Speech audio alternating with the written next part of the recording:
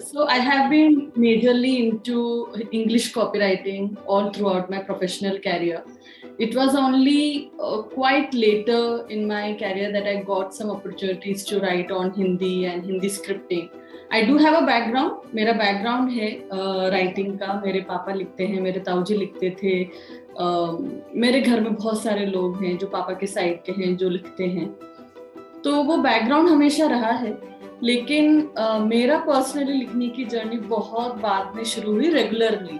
नहीं तो वो कॉपी के पीछे वाला लिखना तो चलता रहता था, पर मैंने लिखना हाल ही में शुरू किया. ऐसे मतलब कि विषय को चुनकर लिखना या किसी चीज को अभिव्यक्त करने के लिए लिखना. नहीं तो बहुत ही कैजुअल राइटिंग में रही हूँ मैं हमेशा. 10 साल अपना बिजनेस चलाने के बाद तब तक मैं अनामिका जोशी थी.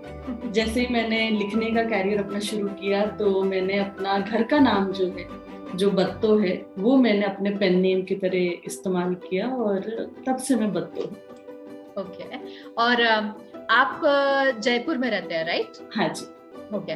तो ये मुझे बताइए कि अनामिका जोशी जो एक कॉमन लड़की थी जो जयपुर की थी, अचानक एट द एज ऑफ 24, और आपने बताया कि आपका बैकग्राउंड भी ऐसा था जिसमें आपके पापा लिखते थे, आपके अंकल लिखते थे. तो क्या ये अर्ज लिखने का जो अर्ज आप बोल रहे पीछे पेज पे लिखते थे, ये बचपन से था कि अचानक एकदम से आया कि नहीं अब मुझे ये सब छोड़ना है, आपका काम सारा जो भी आप कर रहे थे वो सब छोड़ना और अचानक उसमें शिफ्ट होना है? अचानक से नहीं आया, क्योंकि जब बचपन में स्कूल में कंपटीशन होते थे, एलोक्यूशन होता था, रेसिटेशन होता था, तो वो मेरा तय था कि पापा की लिखी कविता या किसी कवि की लिखी कविता सुनाना और उसका बैकग्राउंड देना. तो हर साल किसी और कवि की कविताओं के साथ रूबरू होता रहता था. लेकिन मेरा लिखना वैसे अचानक, मैं ऐसे कहूंगी कि लिखना मेरा बहुत पहले से था, परफॉर्म करना शायद बहुत अचानक हुआ. तो एक स्टेज पे चढ़ के खुद की कविता परफॉर्म करने वाला जो अनुभव था वो मेरा बहुत लेटर मेरे लाइफ में आया. मतलब ये मान लीजिए कि 2019 में मैंने पहली बार स्टेज पे चढ़ के एक ऑडियंस के लिए अपनी कविता सुनाई. वो पहली बार था मेरे लिए. नहीं तो सिर्फ स्कूल तक ही सीमित था ये सब, और खुद का लिखना बहुत सीमित था. मतलब वही कॉपी के पीछे. मुझे याद है कि मैंने 5-6 कविताएं लिखी होंगी जो लंबी लंबी होती थी, पर खुद की जो कविताएं मैं कह सकती हूँ. हाँ, तो कहीं ना कहीं पहले से ही था, पर वो प्रोफेशनली एक ट्रैक उसने बहुत बाद में पकड़ा. और शायद इसलिए पकड़ा कि मैं बिजनेस वाली वो एक दुनिया जो थी ना, उससे निकलना चाह रही थी. हमें पूरा बिजनेस बंद करना पड़ा था. हम कर्जे में चले गए काफी. तो हमने डिसीजन लिया कि दिल्ली से मूव आउट करें. हमारा प्लान मुंबई जाने का था, पर आखिर के कुछ दिनों में हमने डिसाइड किया कि थोड़े दिन जयपुर में गुजारते हैं, और फिर हम जयपुर के ही होकर रह गए. तो हाँ, तो जयपुर में आने के बाद मेरी जर्नी एज ए राइटर शुरू हुई. नहीं तो दिल्ली में मैं बतौर कॉपीराइटर और एजेंसी के लिए काम करना, एडवर्टाइजिंग एजेंसी के लिए, और इंग्लिश पर्टिकुलरली मेरा फोकस इंग्लिश कॉपीराइटिंग पे ही रहा था हमेशा. तो थोड़ा बहुत था, लेकिन अब थोड़ा ज्यादा मतलब प्रोफेशनली मैं लिखती हूँ. तो ये जैसा आपने बताया अनामिका कि आप पहले दिल्ली गए अपने बिजनेस के लिए, और फिर आपने अचानक सोचा कि नहीं अब बिजनेस बंद करना है, लेकिन आपने क्या उस टाइम पे ये सोचा था कि अब आपको लिखना शुरू करना है एज अ प्रोफेशनल पोएट? नहीं, बिल्कुल नहीं. मुझे पता नहीं था कि मुझे क्या करना है. तो मेरे 2 साल जो बीच के थे, जहाँ मैंने बिजनेस अपना, देखो बिजनेस एक तो होता है कि आप अपनी इच्छा से बंद करते हो, और एक होता है कि आपको फोर्सफुली बंद करना पड़ रहा है बिकॉज आप उसको आगे नहीं ले जा पा रहे. तो उस चीज से निकलना, क्योंकि मैं 10 साल अपने खुद का बिजनेस चला चुकी थी, तो वो 10 साल का पूरा अपना जो पर्सनैलिटी है आपकी एज ए बिजनेस वुमन और आपका एक नेटवर्क है, उन सबको पीछे छोड़कर अब क्या करना है बिल्कुल मुझे आइडिया नहीं था. बहुत चीजें थी जो मैंने जयपुर में आके कोशिश की कि एज ए फ्रीलांसर काम करके देखूं या किसी और के लिए काम करके देखूं. तो सब कुछ ट्राई किया जो एक कंफ्यूज्ड कोई बंदा करता है, वो सब मैंने किया. लेकिन ये ताज्जुब की बात है कि ऐसा कुछ हुआ कि एक इवेंट हो रहा था जो मेरा ही दोस्त करवा रहा था मदर्स डे के ऊपर, और उसमें मेरी मम्मी इनवाइटेड थी. तो मेरी मम्मी भी लिखती हैं, तो वो बतौर परफॉर्मर इनवाइट की गई थी कि वहां वो अपनी कहानियां सुनाए। तो बहुत सारे ऐसे हमने मम्मियों के लिए ही वो इवेंट रखा था कि जो भी मदर्स आएंगी वो अपनी कहानियां और कविताएं सुनाएंगी, क्योंकि वो मदर्स डे इवेंट था। लेकिन मुझे उस दोस्त ने बोला कि अगर है कुछ वक्त तो कुछ लिख कर लाना, और हो सके तो हम तुम्हारा भी परफॉर्मेंस रख लेंगे। तो मुझे लगा मजाक में कहा होगा, इसको कहाँ पता है कि मैं लिखती हूँ, या क्यों बोला, क्योंकि बहुत साल से मैंने कुछ लिखा नहीं था। तो लेकिन एक दिन पहले, इवेंट के पहले उसने और पूछा कि भाई लिखा है क्या, कुछ लिखा है क्या कुछ। तो मैंने सोचा यार एक बार कोशिश तो करनी चाहिए। तो वो कविता, जो पहली कविता थी माँ तुम भी गलत हो सकती हो, वो कविता परफॉर्म करने की भी कहानी एकदम अलग है कि वो बिल्कुल भी तय नहीं था कि मैं परफॉर्म करूंगी, पर आखिर में क्योंकि हम लेट हो गए थे, बहुत सारी मम्मियों ने पार्टिसिपेट किया था, तो हम बहुत लेट हो चुके थे ऑलरेडी। तो ये तय हुआ कि भाई अब परफॉर्म करने का टाइम नहीं है, और मैं भी बड़ी रिलैक्स हो गई क्योंकि मेरे लिए पहला परफॉर्मेंस था। तो मुझे बड़ा अच्छा लगा कि वो नर्वसनेस अब मुझे फेस नहीं करनी पड़ेगी स्टेज पे जाने की। पर एक लास्ट में फोक परफॉर्मेंस था जिसमें 4-5 संगीतकार थे जो राजस्थानी फोक म्यूजिक जिनको परफॉर्म करना था। तो वो अपना माइक वाइक सेट कर रहे थे, तो कोई तबला सेट कर रहा है, ट्यून कर रहा है, कोई माइक ट्यून कर रहा है। तो मेरे दोस्त ने आके बोला कि जब तक ये लोग कर रहे हैं अपनी कविता सुना दो। तो पहले तो मैं झिझकी, पर मेरे हस्बैंड जो है और मेरे भाई सब ने धक्का देकर मुझे भेजा। तो अगर आप गौर से देखोगे वो पीछे बैकग्राउंड में वो सब हाँ, बैकग्राउंड में वो अपनी ट्यूनिंग कर रहे हैं और मेरे हाथ कांप रहे हैं, मेरी आवाज भी कांप रही है। वो संभव वीडियो में नहीं आ रहा है, पर मुझे याद है कि मेरा गला एकदम सूख गया था उस स्टेज परफॉर्मेंस के दौरान। मैं इतनी नर्वस थी, और देख के ही पढ़ी है मैंने वो पूरी कविता। लेकिन उसका रेस्पॉन्स जो आया वो बिल्कुल भी मैंने बिल्कुल सोचा नहीं था। मुझे लगा था कि वो बस मेरी 3 मिनट है मेरी जिंदगी के, जब मैं जाके परफॉर्म करूंगी। लेकिन वो कविता का बहुत बड़ा श्रेय है कि मैंने आगे भी कविता लिखना जारी रखा, नहीं तो मैं शायद वो एक कविता लिखती और वहीं पर सब खत्म हो जाता। लेकिन उसका जो रेस्पॉन्स था वो इतना प्यारा और खूबसूरत था कि वो जर्नी, आज 3 साल हो गए, आज भी मैं कविताएं लिख रही हूँ। तो वहां से मेरी शुरुआत हुई। पर अनामिका मुझे एक बात बताइए कि वो जो माँ तुम भी गलत हो सकती हो, राइट, वो अचानक आपके पास आया है ना। अभी फिर उस समय भी क्या आपने ये सोचा था कि हाँ चलो अभी हो गया, लोगों को पसंद आ रहा है, now let's take it as a professional career, ये सोचा था क्या? नहीं। तो उसका जो रेस्पॉन्स आ रहे थे ना, क्योंकि वो मेरे लिए बहुत नई चीज थी कि ऐसे कोई कमेंट कर रहा है, कोई रो रहा है तो कोई वीडियो बना के भेज रहा है, कोई वॉइस नोट भेज रहा है। पाकिस्तान के कुछ आर्टिस्ट थे जिन्होंने मुझे वॉइस नोट बना के भेजा, और मतलब जो प्रतिक्रियाएं आ रही थी उसके लिए तो मैं बिल्कुल तैयार नहीं थी। तो 3 महीने तो मैं बैठ के सिर्फ रेस्पॉन्स पढ़ती रहती थी। फिर फादर्स डे आने वाला था, तो मुझे कुछ लोगों ने बोलना शुरू किया कि अब आगे फादर्स डे पे क्या लिख रहे हो। तो मुझे लगा अच्छा लिखना है क्या, मतलब क्योंकि मैं तो मान के बैठी हूँ कि हो गया, जो मैंने बोलना था बोल दिया, जो रेस्पॉन्स आना था वो आ रहे, मैं उसी में डूबी हुई हूँ बिल्कुल। पर फिर मेरे कुछ दोस्त थे जिन्होंने पहचान लिया कि ये कुछ नहीं कर रही है। तो उन्होंने मुझे चाबी भरी कि लिखो, कुछ कोशिश करो, फादर्स डे आ रहा है। तो मैंने फादर्स डे की पोएम भी उसी दिन लिखी है जिस दिन फादर्स डे था, मतलब सुबह लिखी है और घर में ही रिकॉर्ड की है और डाली है। तो उसको भी बहुत प्यार मिला। फिर वहां से मुझे लगा कि अब ये कविताएं एक जगह कहाँ होनी चाहिए जहां से लोग पढ़ सके, सुन सके। तो मैंने एक YouTube चैनल बनाया, तो वो बहुत ही नेचुरल ऑर्गेनिक तरीके से सब आगे बढ़ा। मतलब बिल्कुल भी ये प्लान नहीं था कि हाँ ये पहली कविता वर्क कर गई तो अब मैं पोएट बनूंगी। और आज तक भी मैं ये नहीं मानती कि आप पोएट बन सकते हो। आपको नहीं पता कब आपके विचार आने वाले हैं, कब लोगों को पसंद आने वाले हैं। मैं कोशिश जरूर करती हूँ कि मैं रेगुलरली लिखूं, पर मुझे ऐसा लगता है कि आप पोयम या पोएट को जो है ना एक पैशन की तरह रखो, बहुत लंबे वक्त तक देखो कि आपके अंदर क्या है, कितना है, आप कितना दे सकते हो। तब तक उसको प्रोफेशनली एकदम वो मत करो जब तक कि आपको एकदम यकीन ना हो जाए कि आप रोज लिख सकते हो और आपके पास हर बात के लिए ओपिनियन है, या आपके पास शब्दों का इतना भंडारा है कि आप किसी भी चीज को तुरंत शब्दों में डालकर जो है लोगों तक पहुंचा सकते हो। तो मैं आज भी अपने आप को वैसे नहीं मानती हूँ। मैं अभी भी कई ब्रांड्स के साथ बतौर कॉपीराइटर काम करती हूँ, और वो अलग बात है कि अब मेरा रुझान थोड़ा हिंदी कॉपी राइटिंग की तरफ ज्यादा हो गया है, कविताओं की तरफ, तो ब्रांड्स के लिए भी करती हूँ, तो वो एक चीज रहती है मेरे में। पर हाँ, बहुत ही ऑर्गेनिक रहा सब कुछ। तो अब भी मैं लिखती हूँ, तो ऐसा नहीं है कि हाँ मेरा थर्सडे हो गया, वो कोशिश कर रही हूँ पर नहीं हो पाता है मुझसे कि जैसे लोग करते हैं ना कि हर थर्सडे वीडियो जा रहा है या सैटरडे जा रहा है, वो नहीं हो पाता है। राइट, कुछ करता है तो मैं डालती नहीं हूँ क्योंकि मेरे लिए बहुत करीब है, तो मेरे पास ही रहती है।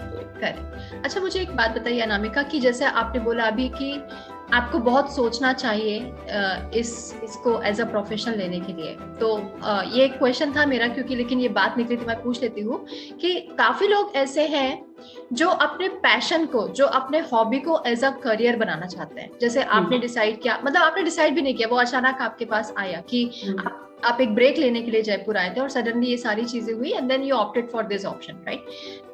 तो ऐसे लोगों को आप क्या मैसेज, जैसे आपने ऑलरेडी कहा कि ठीक है उनको सोचना चाहिए, बट बहुत सारे लोग हैं जो शायद डरते हैं, उनके पास बहुत टैलेंट है, बहुत पैशन है, still they afraid of taking it as a career. So when you think that they should think okay now I can think it as a career to opt for such hobbies और such passion, when they are able to have a commercial earning from it, like अगर आप अपना hobby अपने job की तरह ले रहे हो ना, तो वो धीरे धीरे आपको वो फुल टाइम आप कर रहे हो। अगर 9 to 5 बैठकर आप लिखने के लिए ही बैठे हो, ऐसा नहीं कि अब मन है तब लिखूंगी या तब लिखूंगा और आज मूड नहीं है तो नहीं करूंगा क्योंकि मेरा जॉब थोड़ी है, तो वो कैरियर आप कभी कैरियर बना ही नहीं पाओगे इस चीज का। आपका डिसिप्लिन ऐसा होना चाहिए कि आपकी हॉबी भी आप जॉब की तरह ले रहे हो, कि आप बैठे हो तो 9 बजे बैठे हो नहा धो के, और आप ये सोच के बैठे हो कि आज मैं तब तक नहीं उठूंगा जब तक मैं कुछ लिख के नहीं उठूंगा, या मैं और 4 लोगों से बात करके देखता हूँ कि मैं किसके साथ क्या काम कर सकता हूँ इस कला को लेकर। तो वो कम्युनिटी जब तक आप अपने चारों तरफ नहीं बनाओगे, एज अ कैरियर उसको खुद के लिए नहीं लोगे, तो कैरियर बनेगा भी नहीं। तो जो लोग स्ट्रगल करते हैं ना, वो वहां स्ट्रगल करते हैं जहां वो सोचते हैं कि ये तो मेरी हॉबी है, तो मैं नहीं भी लिखूंगा आज तो क्या हो जाएगा, या मैं इस काम को नहीं लूंगा तो क्या हो जाएगा, मैं छुट्टी मार लेता हूँ, आज मेरा सोने का मन है, आज मैं घूमने चला जाता हूँ। तो वो आपके लिए हमेशा स्ट्रगल वाला एक फेज रहेगा। देन वो हमेशा वो वाला एरिया रहेगा जहां से आप कुछ कमा नहीं रहे हो या कुछ सेटिस्फैक्शन भी नहीं है आपके पास में, क्योंकि कला को भी आप जब तक रोज परस्यू नहीं करोगे तो सेटिस्फाई भी नहीं करेगा वो एज अ पर्सन आपको। तो वो मुझे लगता है कि वो कहीं ना कहीं हम भूल जाते हैं, हमारा डिसिप्लिन कहीं ना कहीं हम खो देते हैं जब वो पैशन में आप शिफ्ट होते हो। तो मुझे लगता है पैशन में भी डिसिप्लिन की बहुत जरूरत है, और बोरिंग होता है कभी कभी नहीं मन करता लिखने का, पर आप तब भी अगर वो काम कर रहे हो तो वो आपका कैरियर बन सकता है, नहीं तो वो आप स्ट्रगल करते रह जाओगे और कोई बात नहीं। राइट। तो आपके लिए अभी ये क्या है, मतलब जैसे आप बोल रहे हो कि मेरा मन नहीं होता कभी लिखने का, आप हट जाते हो वहां से, तो आप इसको अभी एज अ हॉबी लेके चल रहे हैं कि, क्योंकि मुझे ऐसा लगता है कि एक कला है ना, आप उसको फोर्स भी नहीं कर सकते हो, आपके दिमाग में यदि नहीं आ रहा है तो वो अंदर से चीज नहीं आएगी। तो आपको क्या लगता है कि जब आपके अंदर से आ रहा है तभी चीजें लिखनी चाहिए, कि you can make it through discipline? देखो, मैं भ्रम में नहीं हूँ, मतलब मुझे पता है कि मैं अगर रोज नहीं लिख रही हूँ तो मैं ये नहीं कह सकती कि अरे यार इसका तो कुछ हो ही नहीं रहा है, मैं पोएट्री मजा नहीं आ रहा, मैं नहीं कह सकती, क्योंकि मैं इस भ्रम में नहीं हूँ कि पोएट्री को मुझे वो देना चाहिए जो मैं उसको दे रही हूँ। मैं जितना उस पोएट्री को दे रही हूँ, उस स्किल को दे रही हूँ, उतना ही मुझे वापस मिलेगा। तो बस मैं ये ध्यान रखती हूँ कि मैं अवेयर हूँ कि मैं कितना दे रही हूँ इस फील्ड को और वो मुझे कितना दे रहा है। और यही एक कारण है कि मैं बहुत सारी एजेंसीज के साथ काम करती हूँ, मैं ब्रांड्स के साथ काम करती हूँ, क्योंकि कॉपी राइटिंग भी मेरा एक पैशन है। और एज अ राइटर, आप भले कॉपी राइटर हो या परफॉर्मर हो या पोएट हो, ये चीज आपके साथ हमेशा रहेगी कि आपका आज मन नहीं है, आ नहीं रहे आइडियाज। लेकिन जब आप ब्रांड्स के लिए काम करते हो और डेडलाइंस में काम करते हो तो आपको लिखना पड़ता ही है, भले ही आपके पास आइडियाज आ रहे हैं नहीं आ रहे हैं, कोई कैंपेन जाना है तो जाना है। और वही चीज हर जगह लागू होती है, आप पीछे नहीं हट सकते, नहीं आ रहा होगा आइडिया पर आपको वक्त तो देना ही पड़ेगा। तो अगर मैं 5 घंटे बैठकर भी कुछ नहीं लिख पा रही हूँ वो चलेगा, पर क्या मैं 5 घंटे बैठ रही हूँ, एफर्ट मेरा है क्या, वो मैं कोशिश करती हूँ कि वो मेरा हमेशा रहे। तो ये मेरा जो सेटअप है ना, ये मैंने उसी हिसाब से बनाया कि एक टेबल है, एक कुर्सी है, यहाँ पर मैं आके बैठ जाती हूँ। तो कई बार कुछ ऐसी चीज निकल कर आती है जो मैंने प्लान भी नहीं की होती है, जो मैंने अपने स्केड्यूल में भी नहीं डाला होता है। किसी से बात हो जाती है कलाकार से, जो बोलता है कि चलो साथ में कुछ करते हैं, तो वो मेरे सोफे पर बैठे रहने से नहीं होगा ना। वो तो मेरे कंप्यूटर के सामने लोगों से इंटरेक्ट करने में, कॉल करने में, मेल करने में तभी होगा, और वो वक्त मांगता है। तो वो तालमेल आपको रखना पड़ेगा। आपका पैशन हो, हॉबी हो, क्रिएटिव वर्क तो ऐसा ही होगा, चाहे वो प्रोफेशनली कर रहे हो या पैशन के तौर पे कर रहे हो। अच्छा, मुझे एक बात बताइए अनामिका, वापस चलते हैं थोड़ा सा, जब आपका ड्यूरेशन चल रहा था बिजनेस से इधर शिफ्ट होने का, तो जब आपका माँ तुम भी गलत हो सकती हो वो इंसिडेंट नहीं हुआ था, उसके पहले was it a fear कि what next, मतलब क्या वो आपके दिमाग में कभी क्वेश्चन आया था कि अब आगे क्या होगा, कि क्योंकि आप 10 साल से एक बिजनेस पे थे and then you suddenly left it and then you shifted somewhere else, तो वो टाइम आपने कैसे निकाला? क्योंकि हर एक के टाइम पे कभी ना कभी वो फेज आता है, तो वो टाइम कैसे निकाला आपने?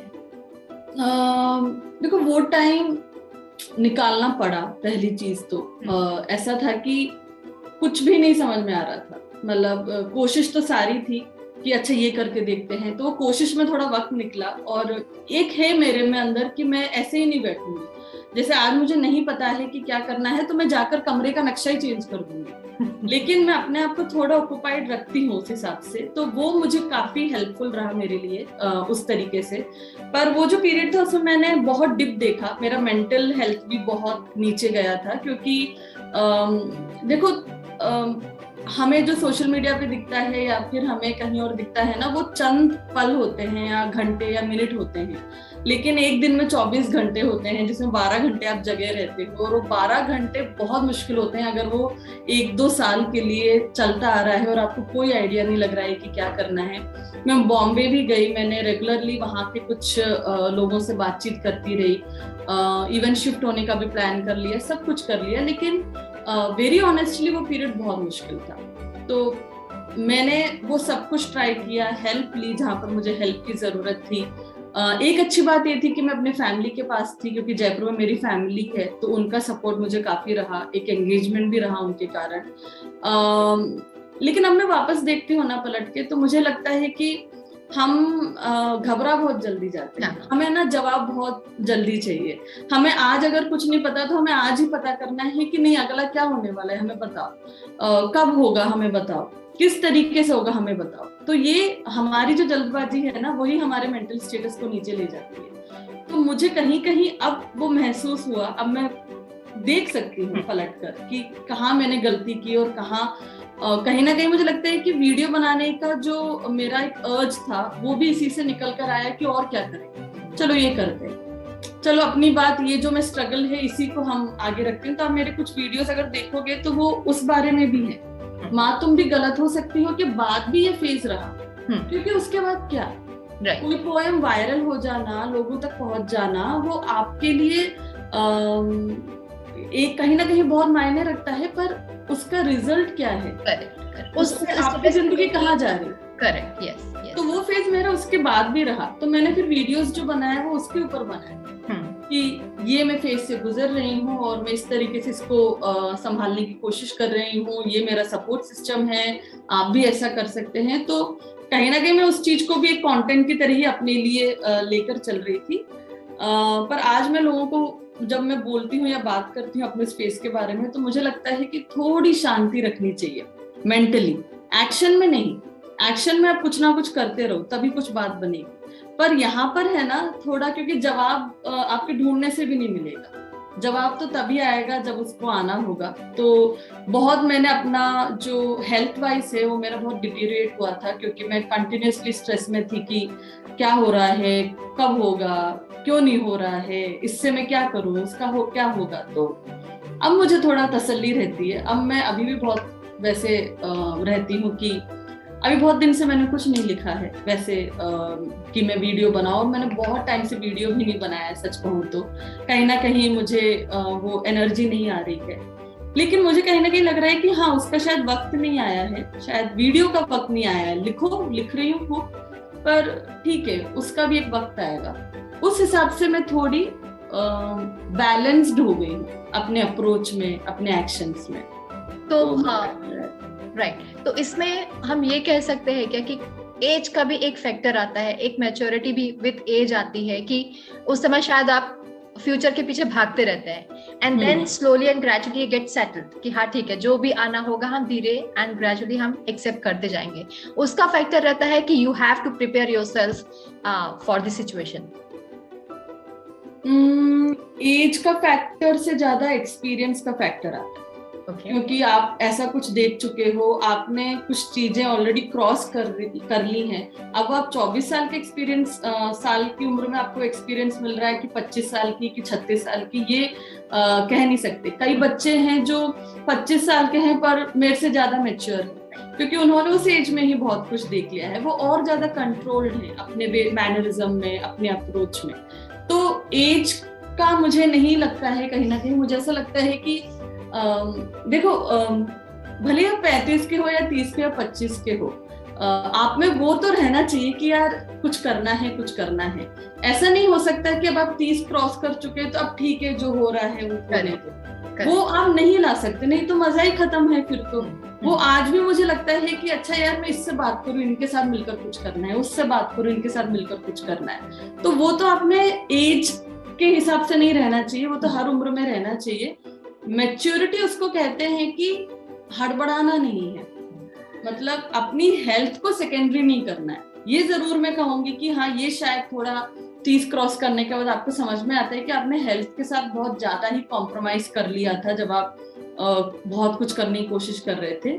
वो जरूर आ जाता है आपके अंदर, पर एक्साइटमेंट तो उतनी रहनी चाहिए। ऐसे आप सेटल नहीं हो सकते, अब ठीक है देखा जाएगा।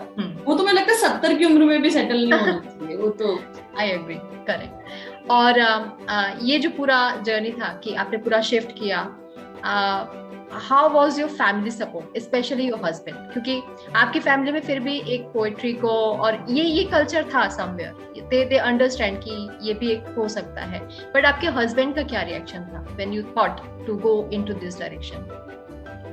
तो ये डायरेक्शन एक्चुअली हमने सोचा नहीं कि अच्छा अब मैं ये करने जा रही हूँ तो चलो बैठ के सोचते हैं कि ये करें कि नहीं करें।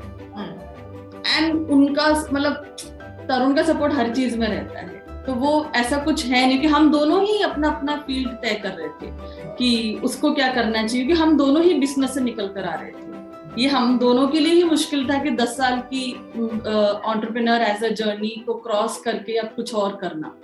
तो मैं कुछ ट्राई कर रही थी, वो कुछ ट्राई कर रहा था। तो मुझे लगता है कि हम ये नहीं देख रहे थे कि तुम्हें ये करना चाहिए क्या, मुझे करना चाहिए क्या। हम ये देख रहे थे कि हमारे मेंटल वेलबींग के लिए और हमारी सेटिस्फैक्शन, शांति के लिए अभी क्या करना चाहिए, और एज अ पार्टनर्स क्या करना चाहिए कि हम थोड़ा अच्छे दिन भी देखें।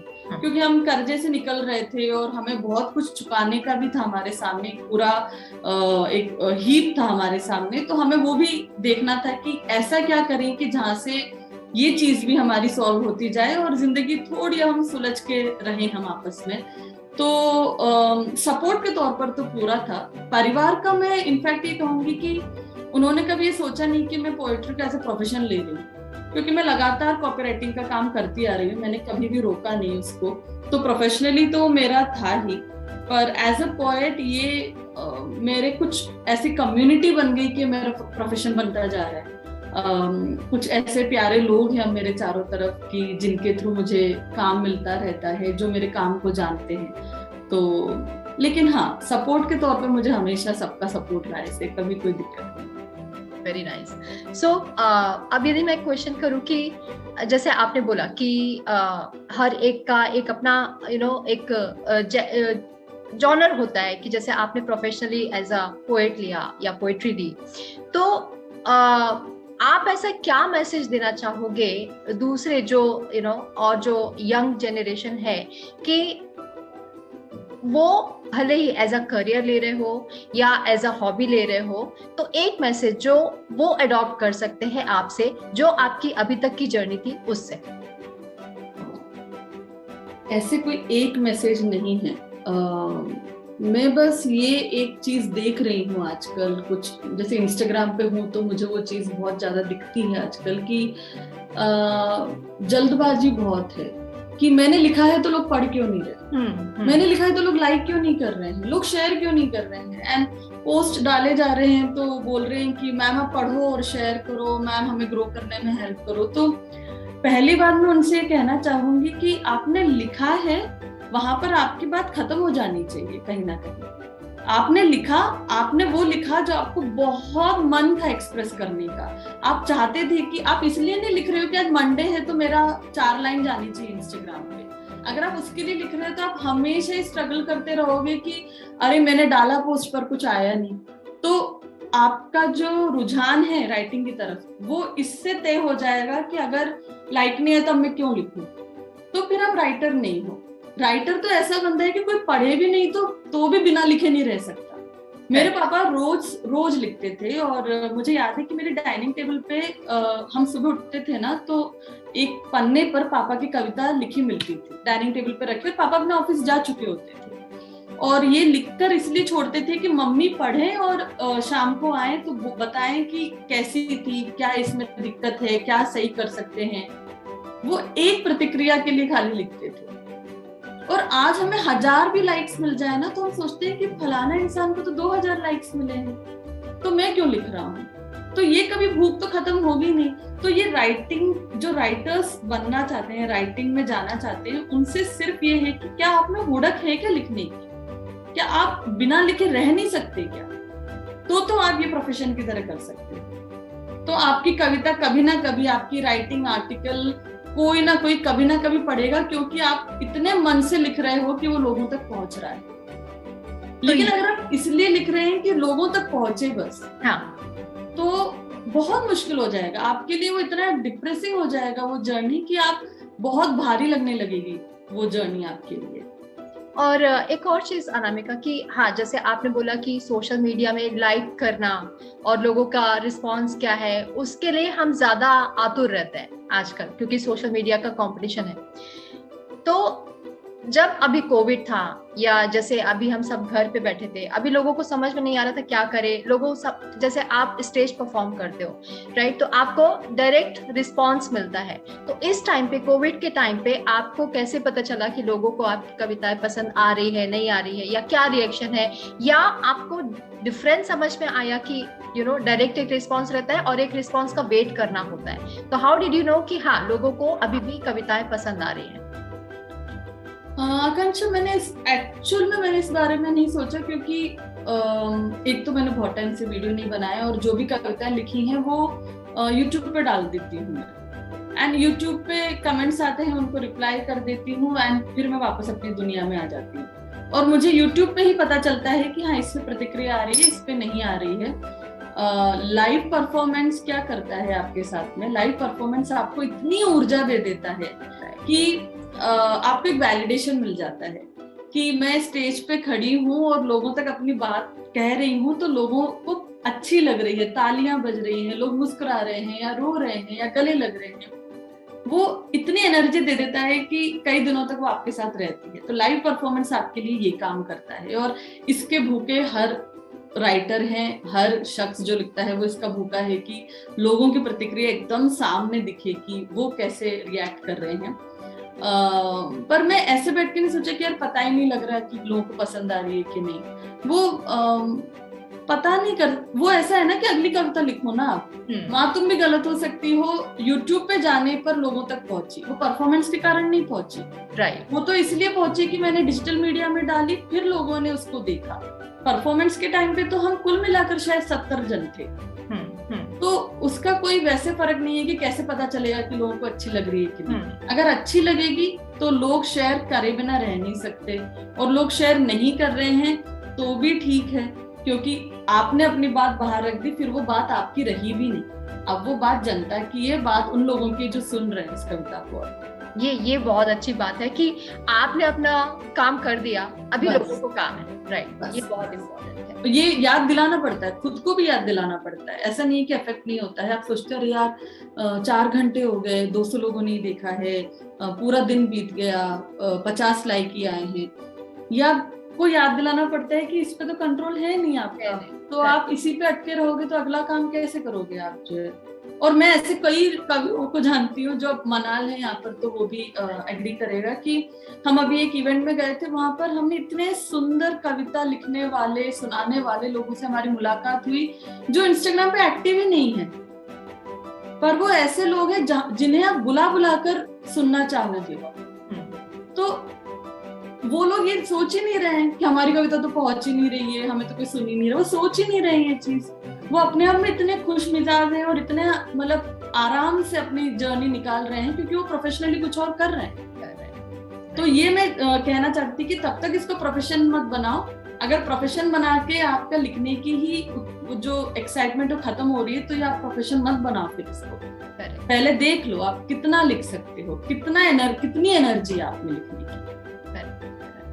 अच्छा अनामिका, मैं आप क्योंकि रिस्पॉन्स की बात कर रहे हैं, अभी कल परसों मैं आपका एक वीडियो देख रही थी जिसमें आपके और आपके एक पोयम का, आपकी एनिवर्सरी में आपने एक पोयम का रिएक्शन दिया है उनके कमेंट्स पे, तो उसके बारे में कुछ बताइए।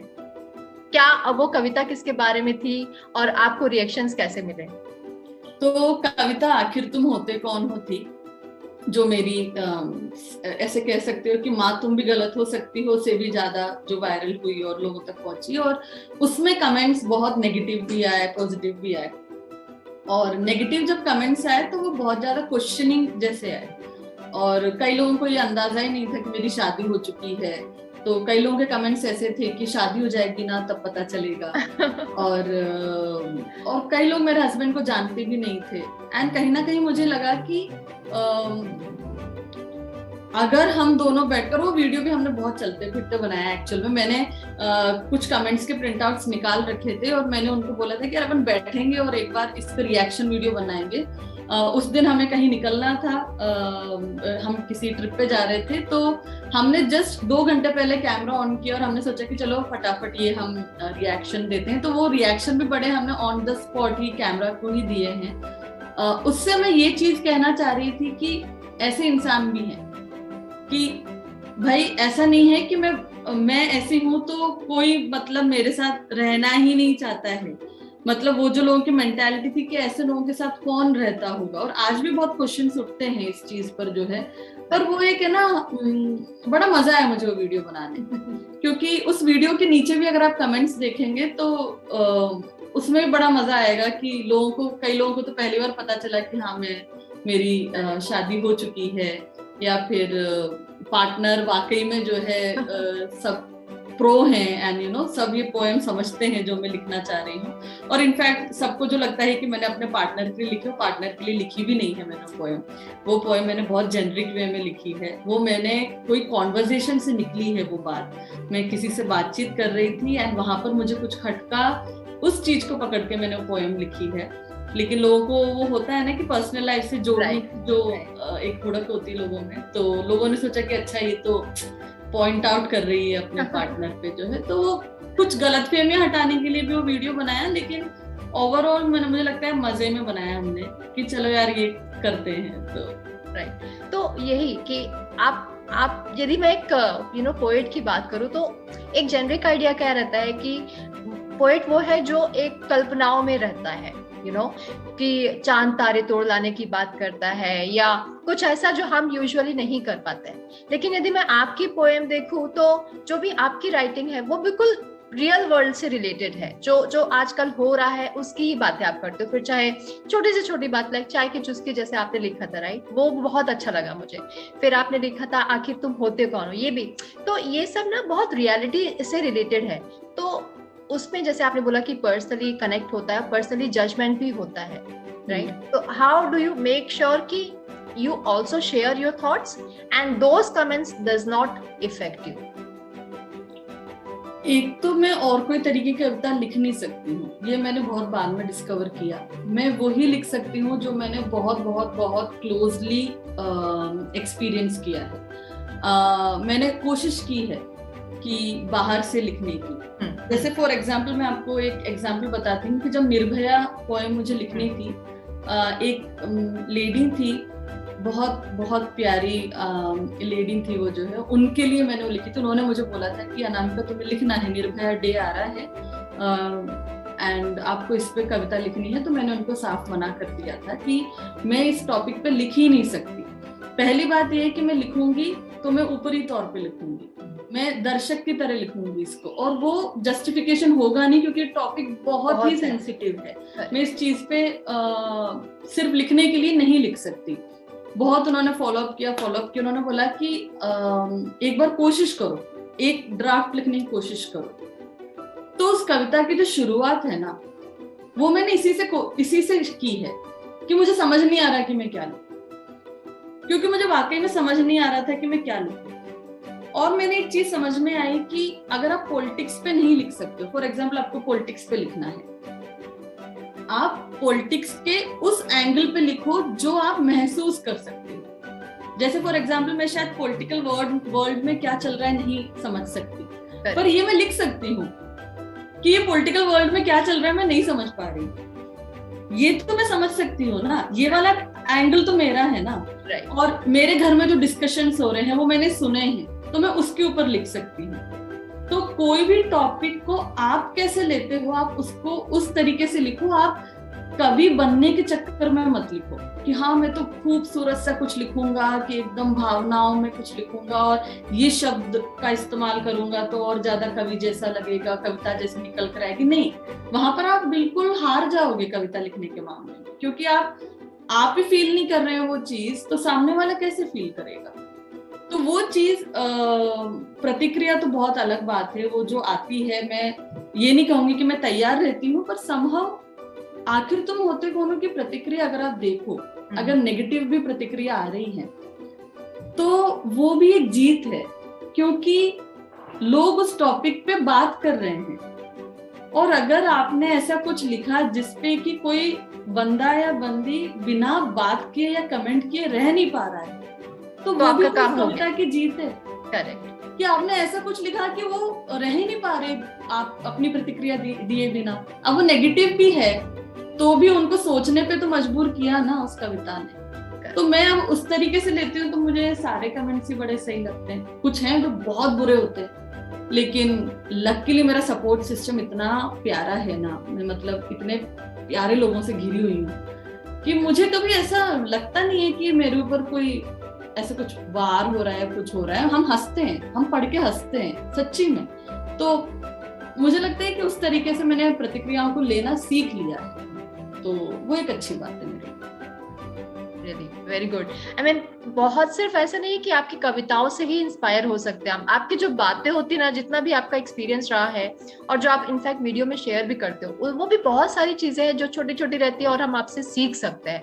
तो thanks for sharing all these things and really मतलब ये हर एक को सीखना चाहिए कि आपके ऊपर जो प्रतिक्रिया है, चाहे वो आपकी राइटिंग पे है, चाहे किसी भी परफॉर्मेंस पे है, how to be neutral about it. अब एक क्वेश्चन जो हर एक का है और बहुत बहुत आपने कई बार उसका आंसर भी किया होगा, बत्तो नाम क्यों पड़ा?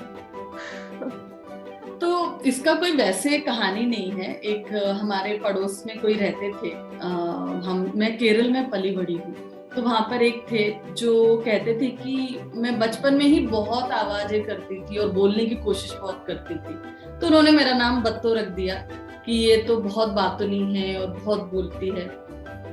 लेकिन बत्तो नाम से मैं हमेशा ऐसे रहती थी कि किसी को पता ना चल जाए कि मेरा नाम बत्तो है।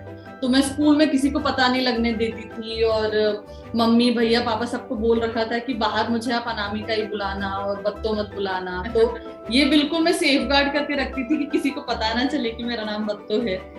तो लेकिन मेरी है ना वो एंटरप्रेन्योरशिप से निकल कर वो एक जर्नी जो थी ना, उसमें मैंने बहुत कुछ अपने आप को एक्सेप्ट करना सीखा। मतलब मैंने देखा कि एज एन एंटरप्रेन्योर मैं कुछ और बनने की कोशिश करती थी। मुझे ऐसा लगता था कि मुझे एंटरप्रेन्योर की तरह बिहेव करना चाहिए, तो बड़ा सफोकेटिंग था मेरे लिए कि मीटअप्स में जा रहे हैं या फिर किसी भी कॉन्फ्रेंस में जा रहे हैं, तो एक आवरण था जो मेरे चारों ओर रहता था, जो घर आके इतनी थक जाती थी मैं उसमें रहकर कि लोगों से मिलना जुलना ही मैंने थोड़ा कम कर दिया था कि अब वहां जाऊंगी तो उनको झूठ बोलना पड़ेगा कि बिजनेस बहुत अच्छा चल रहा है और ये इतने क्लाइंट्स हैं, इतने एम्प्लॉयज हैं, जबकि सब झूठ बोलती थी। ताकि वो एक बना रहे कि हाँ बिजनेस अच्छा चल रहा है। तो जब बिजनेस एकदम से कोलैप्स हुआ और हम एकदम डाउनवर्ड हिल में आने लगे, तो वहां पर मैंने खुद को भी डिस्कवर करना शुरू किया। तो वो जो फ्रीडम फील होती है खुद बनकर रहने में, वो मैंने बहुत लेटर पार्ट ऑफ द जिंदगी में महसूस की कि खुद बनकर रहना इतना मुश्किल है ही नहीं जितना हमने बना रखा है, और उससे आप इतना हल्का महसूस करते हो, आप किसी से भी बात कर सकते हो। आज मैं आपसे बात कर रही हूँ तो मुझे कोई तैयारी करने की जरूरत नहीं है, क्योंकि मैं आपको खुल के बता सकती हूँ कि भाई हम कर्जे में गए, हमारा बिजनेस बंद हुआ। आज मैं आपको अगर ये बोलूं कि बिजनेस तो बहुत बढ़िया चल रहा था, आप कैसे पता कर सकते हो कि बढ़िया चल रहा था कि कर्जे में गई? तो मेरे बोलने पर ही है। पर जब मैं आपको खुलकर बताती हूँ ना, तो मैं बहुत हल्का महसूस करती हूँ। और ये बहुत जगह मैंने ये बात बोली है और मैं इस बात को रखती हूँ, और शायद लोग कनेक्ट इसलिए कर पाते हैं इस चीज से। तो मैंने सोचा कि यार अगर मैं जर्नी आगे बढ़ा रही हूँ तो मैं एज अनामिका नहीं बढ़ाना चाहती। अब मैं वो चीज एक्सेप्ट करूंगी जिससे मैं दूर भाग रही। तो बद तो मैं हूँ, मैं वो बत्तो हूँ जो पापा प्यार से बुलाते हैं, जो मम्मी प्यार से बुलाती है, जो नाम है मेरा एक्चुअल में घर का। तो इसलिए मैंने फिर ये सोचा कि जिससे मैं इतना डर रही हूँ कि लोगों को पता चल जाएगा, ये अब मैं अपना पेन नेम रखूंगी। और बहुत मजा आया मुझे पहली बार जब मैंने डाला। मुझे लगा कि लोगों ने तो और ज्यादा प्यार दिया जब मैंने बत्तो खुद को बुलाया।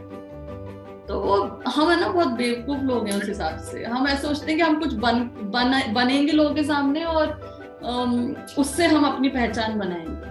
आप अपनी पहचान खुद बनकर ही बना सकते हैं, आप कोई और बन के बना ही नहीं सकते अपनी पहचान। हाँ, ये बहुत अच्छी बात है कि आप खुद में अपनी खुद की पहचान है। ये बहुत ठीक है। तो बिफोर गोइंग टू, अब मुझे पता है कि आपका 8 बजे एक और कमिटमेंट है, तो हम ज्यादा टाइम नहीं लेंगे, बट आपको बिना कविताओं के छोड़ेंगे भी नहीं। तो कुछ कविताएं क्या सुनना चाहेंगे आप? क्योंकि मेरी सारी कविताएं तो मैं सब डाल देती हूँ जो भी है, जो आपको पसंद हो। और हमारी पसंद माँ तुम गलत हो सकती हो, माँ तुम भी गलत हो सकती हो, सुनोगे आप? क्योंकि देखो मैंने बहुत दिन से सुनाई नहीं है, तो मुझे वो देखकर ही सुनानी पड़ेगी। बिल्कुल। माँ तुम भी गलत हो सकती। तो ये कविता शायद मुझे पता नहीं कितने लोगों ने यहाँ सुन रखी है, और जब कल ये वीडियो आउट होगा तो हो सकता है कुछ लोग शायद पहली बार सुनेंगे। तो मैं एक आउटलाइन दे देती हूँ कि माँ तुम भी गलत हो सकती हो क्या सोचकर लिखी गई। तो जब माँ के ऊपर लिखने की बारी आई, पहली कविता लिखी थी और मुझे माँ के ऊपर लिखने के लिए बोला गया था, तो मुझे ऐसा लगा कि माँ के ऊपर तो इतना लिखा जा चुका है और कि मैं और क्या ही कह दूंगी। और कहीं ना कहीं मैं अपनी माँ को देखती हूँ तो मुझे वो रियलाइज होता है कि वो इतनी उन्मुक्त सी एक लेडी है, और उनपे भी कई उंगलियां उठती हैं इसी चक्कर में, क्योंकि अरे तुम ये क्यों करना चाहती हो, तुम बिजनेस क्यों करना चाहती हो, तुम ये क्यों नहीं करती हो। तो वो एक माँ के ऊपर जो पाबंदियां और बंदिशें थी ना, वो मुझे बहुत दिखती थी। तो मैंने सोचा इसी के ऊपर लिखते हैं, और माँ को कहते हैं कि माँ तुम भी गलत हो सकती हो, तो आपको हमेशा सही बनकर रहने की जरूरत नहीं है, आप गलतियां करो जैसे हम करते हैं। तो उसके ऊपर मैंने लिखी थी, तो आपके सामने पेश है माँ तुम भी गलत हो सकती हो। वो माँ है, वो माँ है, तो गलत कैसे हो सकती है भला? परवरिश में कोई कमी ना रह जाए, टिफिन में खाना एकदम स्वादिष्ट जाए, बच्चों के कपड़े वक्त पे धुल जाएं, एक भी दाग रह ना जाए। वो माँ है, वो गलत कैसे हो सकती है भला? नौकरी करनी चाहिए तो बच्चों ने रोक दिया, कुछ घर पर ही करना चाहा तो सबने टोक दिया। तुम माँ हो, तुम भला अपना वक्त बच्चों से कैसे छीन सकती हो? तुम माँ हो, तुम भला अपने लिए कैसे जी सकती हो? बचपन से हम बच्चों ने माँ पर कुछ ऐसा प्यार जताया कि माँ को हमेशा सही करने के लिए मजबूर ही पाया। माँ, दोस्तों के सामने नाक मत कटवाना। सुनो माँ, स्कूल में ना कुछ प्रॉपर पहन कर आना। आप अंग्रेजी बोलने की कोशिश मत किया करो, आप रहने ही दो, घर पे रहा करो। जो माँ बच्चों की गलतियों को 1000 बार माफ कर देती है, वो माँ खुद कभी गलत नहीं हो सकती है। खैर, हमारे साथ माँ भी बड़ी हुई, पर आज भी देखती हूँ उन्हें अपनी आंखों के कोने से मुझे देखते हुए, जैसे पूछ रही हूँ, सही तो पहना है ना, यही बोलना है ना, ऐसे करूं कि वैसे करूं। जिस माँ से हमने सब कुछ सीखा, वो ताउम्र हम बच्चों से सीखने की कोशिश करती रही कि माँ होकर कहीं गलत ना हो जाए, जैसा बच्चे चाहे वैसा बनकर दिखाओ। तो आज माँ मैं आपसे माफी मांगती हूँ, वादा करती हूँ आपके साथ खड़ी रहूंगी। आप सही करो या गलत, आपसे जुड़ी रहूंगी। हमसे ना कोई इजाजत ना मांगना, जो मन करे ना बस वो करते जाना। माँ आप गलत हो सकती हो, आप जैसी भी हो माँ ही रहोगी। आपको भगवान बनाकर नहीं रखेंगे, आप इंसान बनकर जियोगे। खुलकर गलतियां करना, खुलकर जीना, और जैसे आप खड़ी थी ना हमारे साथ, वैसे मैं आपके साथ खड़ी रहूंगी। Thank you.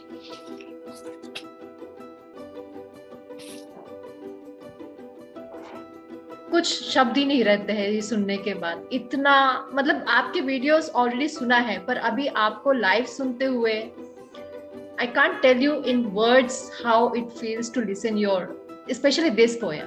It's very special for me. Thank you, Akansha. Thank you. And now can you tell something more of your choice? तो मेरी चॉइस एक्चुअली ऐसे कुछ होती नहीं है जो है, पर मुझे पता नहीं, जो मैंने मैरिटल रेप पे लिखी थी वो मुझे बहुत करीब लगती है, और मुझे लगता है कि उस टॉपिक पे ज्यादा बात होती नहीं है, तो मैं वो जरूर सुनाने की कोशिश करती हूँ। पर अगर अपन हल्के नोट पे कुछ करना चाहते हैं तो मुझे फिर कितनी औपचारिकता है जिंदगी में मैं सुनाना चाहूंगी। वो बहुत ही हल्की फुल्की सी पोएम है, पता नहीं आप में से कितने लोगों ने सुन रखी है, तो वो सुना देते हैं ताकि लोग थोड़ा हल्के से फील करें। तो ये पोएम भी मेरी लाइफ से ही आई कि बहुत ज्यादा फॉर्मेलिटीज में रह रहकर मैं इतनी थक गई थी। तो अब आप किसी से भी पूछ लें मेरे सर्कल में, तो मेरी फॉर्मेलिटी वाला लेवल तो एकदम नीचे जा चुका है, मैं बहुत ही इनफॉर्मल तरीके से रहती हूँ। तो उसके ऊपर मैंने कुछ लिखी थी कि कितनी औपचारिकता है जिंदगी में, बोलना कुछ चाहते हैं पर वो बोल नहीं पाते, मन के उबाल को भी चाशनी में डुबो के बताते हैं, गुस्से का घूंट तो रोज ही पी जाते हैं, गला खुलता है चिल्लाने को तो उसे भी चुप कराते हैं। कितनी औपचारिकता है जिंदगी में, जो जैसा है उसे वैसा नहीं दिखाते हैं। शब्दों का चुनाव, चेहरे के हाव भाव, मन का तनाव, दिल की ढुलकती नाव, सबको किनारे पर सजाते हैं। खुलकर बीच समंदर में गोते नहीं लगाते हैं। कितनी औपचारिकता है जिंदगी में, ओके फाइन थैंक यू से ही काम चलाते हैं। डर के पंजों में इच्छाओं को दबोचा हुआ पाते हैं। बहादुरी का तो हम बस ढोंग रचाते हैं। मन तो करता है फिल्टर हटा दे बीच का, पर समाज के चार लोगों से हम भी घबराते हैं। कितनी औपचारिकता है जिंदगी में, चलो इसे हम भी निभाते हैं, इसे हम भी निभाते हैं। वाह वाह वाह। अनामिका, लगता नहीं कि हम लोग आपको जाने देंगे। बट अभी मैं ऑडियंस के लिए ओपन रखती हूँ फोरम कि if anybody would like to ask any question, और कुछ भी यदि आप सुनना चाहते हैं तो for 10 minutes we have its open for you. तो आप हैंड रेज कर सकते हैं and then you can ask.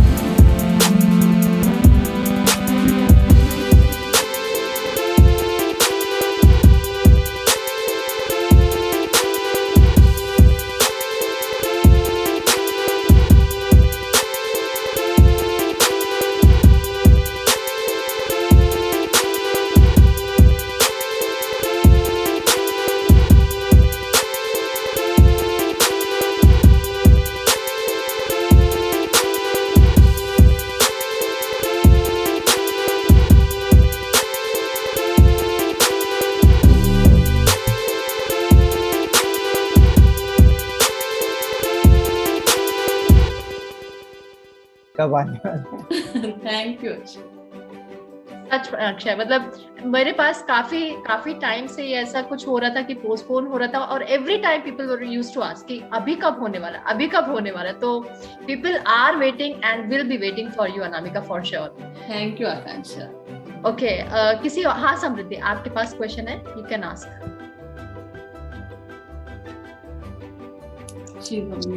Hello Anamika ji, मेरा एक्चुअली मेरे साथ क्या होता है, छोटी भी अचीवमेंट होती है तो बहुत ज्यादा एक्साइटेड हो जाती हूँ, लेकिन आपकी बातों से लग रहा है आप काफी ग्राउंडेड और डाउन टू अर्थ है।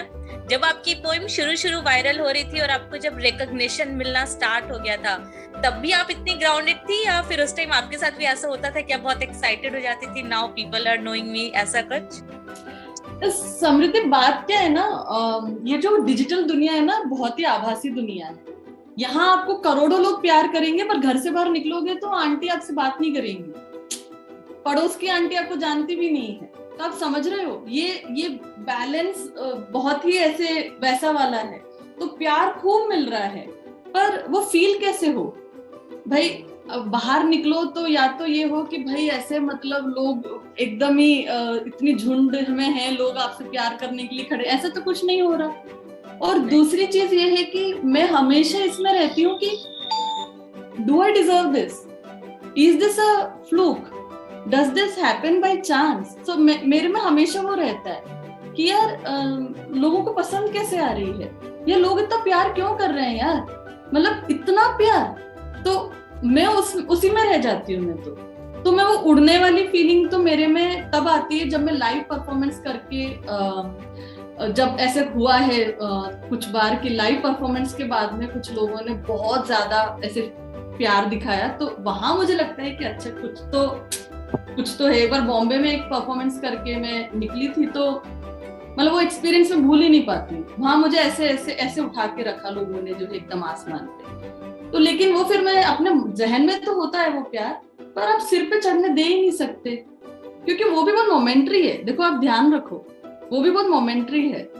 कल वो शायद नहीं होगा, परसों शायद आप ऐसा कुछ लिख ही नहीं पाओगे कि वो आपको दोबारा मिल पाए जो है। तो उस टाइम हैप्पी रहो, पर सर पे चढ़ने दोगे तो मजा ही नहीं आएगा। मतलब आप फिर लिखोगे भी नहीं उतनी शिद्दत के साथ, आप शायद प्रूव करने की कोशिश ही नहीं करोगे। मैं आज भी कुछ लिखती हूँ तो कहीं ना कहीं ये होता है कि भाई रिलेट तो कर पाए लोग मुझसे, जो मैं कह रही हूँ रिलेटेबल तो हो लोगों के लिए। तो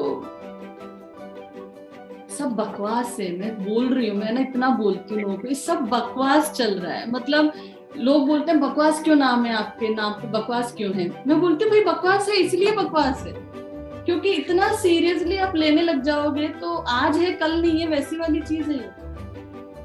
तो बिल्कुल मैं उस मोड में रहती हूँ, उसमें बोलते हैं ना भ्रम में नहीं रहती मैं बिल्कुल भी। बहुत उस हिसाब से मुझे और लोगों की जर्नी मैंने देखी हुई है, जो यहाँ गए और यहाँ आ गए।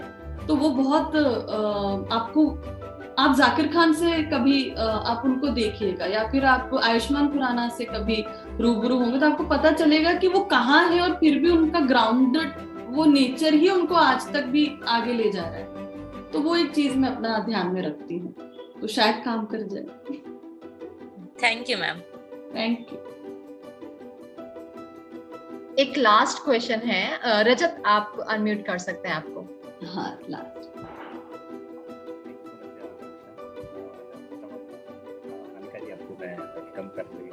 रजत आपकी आवाज मुझे कम आ रही है, सॉरी। अभी सुन पा रही हैं मुझे? हाँ जी बताइए।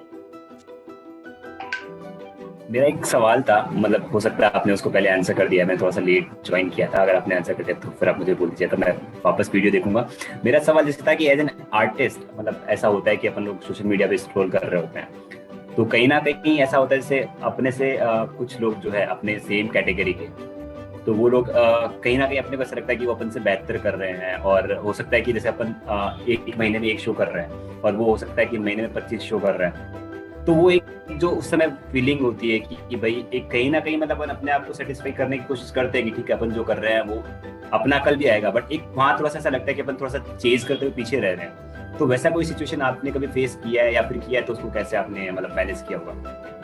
रोज करती हूँ, ये मैं रोज करती हूँ रजत। ये तो मैं झूठ नहीं बोल सकती, क्योंकि आप इंस्टाग्राम पे हो तो आपको पता लगता रहता है। सबसे बड़ा तो यही एक प्लेटफॉर्म इतना दिक्कत वाला है कि आपको पता लगता रहता है कि और लोग कितना क्या कर रहे हैं। तो लेकिन मैंने कभी ऐसे बैठ के सोचा नहीं कि इसका क्या करूं, कि मैं कैसे इसको ओवरकम करूं। मैं वो फीलिंग आती है मेरे में कि यार शायद मैं उतना, हाँ लेकिन एक चीज है, क्या मैं उतनी मेहनत कर रही हूँ? क्या मैं उतने लोगों को अप्रोच कर रही हूँ कि मुझे शोज मिले? क्या मैं वीडियोस रोज डाल रही हूँ? क्या वो लोग तो डाल रहे हैं, वो लोग तो मेहनत कर रहे हैं, वो लोग रोज लिख रहे हैं, रोज डाल रहे हैं। आसान काम नहीं है।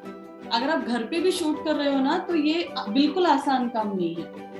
कभी आवाजें आ रही होती हैं, कभी लाइटिंग सही नहीं होती है, कभी आपको कुछ नहीं समझ में आता है या कोई शोर होता है। तो अगर कोई रोज इतनी मेहनत कर रहा है तो they deserve to have like 10 times more shows than I am getting, because मैं वो मेहनत कर नहीं रही। तो वहां वो वाली बात है कि ये रियलाइजेशन आपको होना चाहिए। हाँ, आपको फीलिंग आती है कि वो लोगों को ज्यादा शोज मिल रहे हैं या वो लोग इतना बढ़िया कर रहे हैं, उनको इतना ज्यादा प्यार मिल रहा है, लेकिन आप क्या कर रहे हो? आप बैठ के सिर्फ सोच नहीं सकते ना कि मुझे क्यों नहीं मिल रहा। आप उसके लिए कर क्या रहे हो? तो जहां मुझे दिमाग में आ जाता है ना कि मैं तो उतनी मेहनत कर नहीं रही हूँ, तो वहां मुझे समझ में आ जाता है कि जिस दिन मैं उतनी मेहनत करूंगी उस दिन मुझे भी वो मिल जाएगा। तो ये रियलाइजेशन में रख के चलती हूँ अपना। और एक और छोटा सा सवाल इसी में से आप निकल के आया, मतलब आपने बीच तो में मुझे आप 1 सेकंड दे दो, मुझे किसी को अपडेट करना है, क्योंकि मुझे 8 बजे मुझे कहीं और होना था। Sorry, I am really sorry.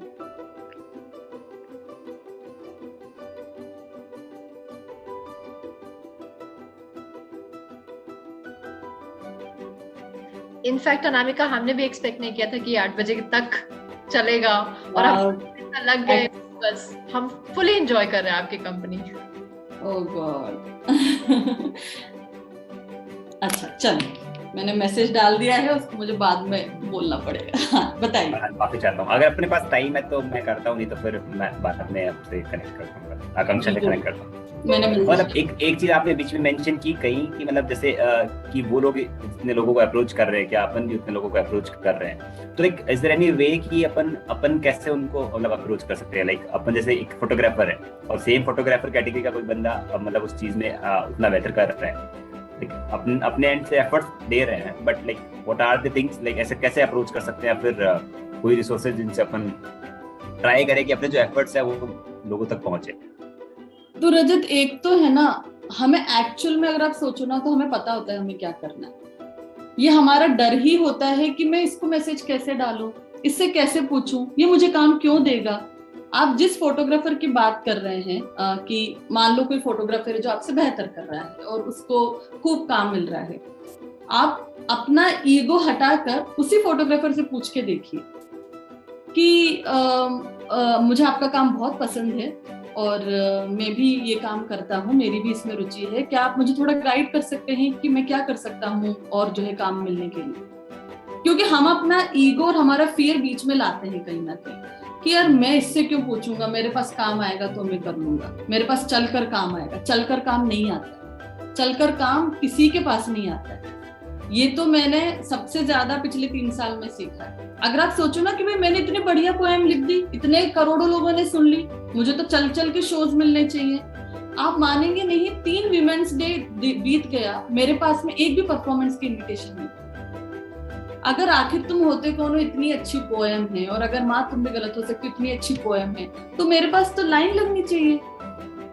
लेकिन क्यों? क्योंकि मैंने किसी को अप्रोच नहीं किया। मुझे लगा नहीं मेरे पास आएगा, भाई मैंने तो मेरा काम कर दिया, पोएम बोलकर डालकर यूट्यूब पे। नहीं, आपको उन लोगों तक पहुंचानी पड़ेगी जहां से आप काम चाह रहे हो। और जब से मैंने वो जर्नी शुरू की है, तब से मुझे लगता है कि ये तो बहुत बड़े भ्रम में रह रहे थे हम कि हमारे पास में चलकर काम आएगा और सब जानते हैं हमें। कोई नहीं जानता, बहुत बड़ी दुनिया है।